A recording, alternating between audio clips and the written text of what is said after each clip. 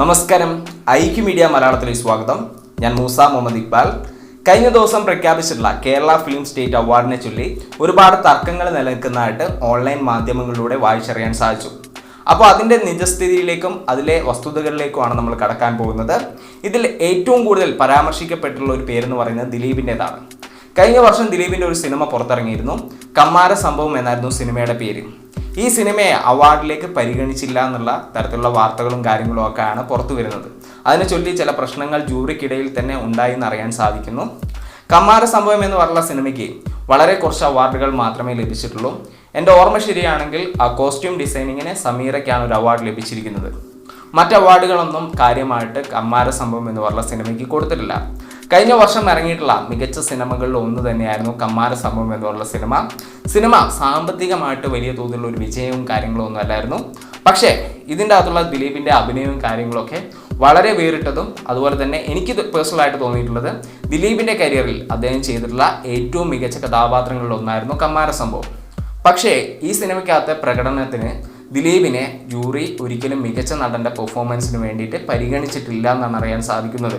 അത് തീർത്തും വ്യക്തിപരമായിട്ട് നോക്കുകയാണെങ്കിൽ എൻ്റെ ഒരു കാഴ്ചപ്പാടിൽ, ഞാൻ ഈ സിനിമകളൊക്കെ കണ്ടതുകൊണ്ട് തന്നെ എൻ്റെ വ്യക്തിപരമായിട്ടുള്ള ഒരു കാഴ്ചപ്പാടിൽ ദിലീപിനെ കൂടെ പരിഗണിക്കേണ്ടതായിരുന്നു എന്നാണ് എൻ്റെ ഒരു തോന്നൽ. അത്തരത്തിലാണ് എനിക്ക് തോന്നുന്നു നല്ലൊരു ശതമാനം പ്രേക്ഷകർക്കും തോന്നിയിട്ടുള്ളത്. കാരണം കമ്മാരൻ നമ്പ്യാർ എന്ന് പറഞ്ഞൊരു കഥാപാത്രത്തെ ഏറ്റവും മികച്ച രീതിയിലാണ് ദിലീപ് അവതരിപ്പിച്ചിട്ടുള്ളത്. ഇവിടെ ദിലീപിൻ്റെ കമ്മാര സംഭവം എന്ന് പറഞ്ഞ സിനിമ തഴയപ്പെടാനുള്ള ഒരേ ഒരു കാരണം അദ്ദേഹത്തിൻ്റെ പേഴ്സണൽ ലൈഫിൽ നടന്നിട്ടുള്ള ചില സംഭവങ്ങളാണ്. നമുക്കെല്ലാവർക്കും അറിയുന്ന ഒരു സംഭവമാണ്. പക്ഷേ ഇതുവരെ ഒരു കോടതി വിധിയിലൂടെയോ അല്ലെങ്കിൽ അദ്ദേഹം കുറ്റക്കാരനാണെന്ന് കൃത്യമായിട്ട് കണ്ടെത്താനോ സാധിച്ചിട്ടില്ല. അത്തരമൊരു സാഹചര്യത്തിൽ എന്തുകൊണ്ട് അദ്ദേഹത്തെ പരിഗണിച്ചില്ല? ഇനി അദ്ദേഹം കുറ്റക്കാരനാണെന്ന് തന്നെ വെക്കുക, എങ്കിൽ പോലും ഒരു സിനിമയിലെ അദ്ദേഹത്തിൻ്റെ പ്രകടനത്തെ എങ്ങനെയാണ് അദ്ദേഹത്തിൻ്റെ പേഴ്സണൽ ലൈഫുമായിട്ട് കണക്ട് ചെയ്യുന്നതെന്ന് എനിക്ക് മനസ്സിലാക്കാൻ സാധിക്കുന്നില്ല. ഇവിടെ കൊടുത്തിരിക്കുന്ന അവാർഡുകൾ നോക്കുക. അതായത് ക്യാപ്റ്റൻ എന്ന് പറഞ്ഞ സിനിമയിലൂടെ ജയസൂര്യയ്ക്കും അതുപോലെ തന്നെ സുഡാനി ഫ്രം നൈജീരിയ എന്ന് പറഞ്ഞ സിനിമയിലൂടെ നമ്മുടെ സൗബിൻ ഷായറുമാണ്. അതേ രീതിയിൽ അല്ലെങ്കിൽ അവർക്കൊപ്പം തന്നെ നിൽക്കുന്ന പ്രകടനമായിരുന്നു കമ്മാര സംഭവം എന്ന് പറഞ്ഞ സിനിമയിലൂടെ ദിലീപ് കാഴ്ചവെച്ചിട്ടുള്ളത്. ദിലീപിൻ്റെ സിനിമകൾക്കും ദിലീപിനും എപ്പോഴും നേരിടേണ്ടി വരുന്ന ഏറ്റവും വലിയൊരു പ്രശ്നം എന്ന് പറയുന്നത് ദിലീപ് വ്യത്യസ്തമായിട്ടുള്ള കഥാപാത്രങ്ങൾ ചെയ്യുന്ന സമയത്ത് അത് മിമിക്രി ആയിട്ട് മാറുകയും ബാക്കിയുള്ളവർ ചെയ്യുന്ന സമയത്ത് അത് അഭിനയമായിട്ട് മാറുകയും ചെയ്യുന്നു.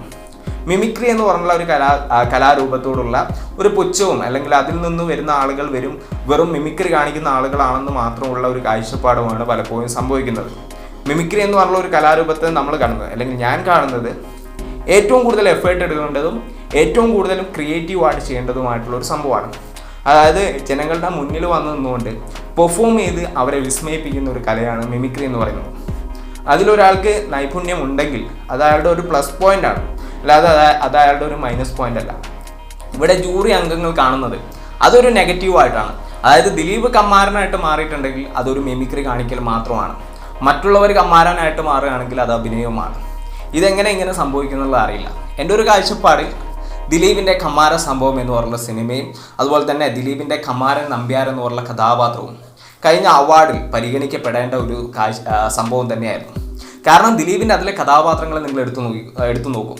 കമ്മാരൻ നമ്പ്യാർ എന്ന് പറഞ്ഞ ഒരു കഥാപാത്രം, ഫസ്റ്റിൽ വരുന്ന കഥാപാത്രം വളരെ കുശാഗ്ര ബുദ്ധിക്കാരനായിട്ടുള്ള അസൂയാലുവായിട്ടുള്ള ഒരു വ്യക്തിയായിട്ട് അദ്ദേഹത്തിന് മാറാൻ സാധിച്ചു.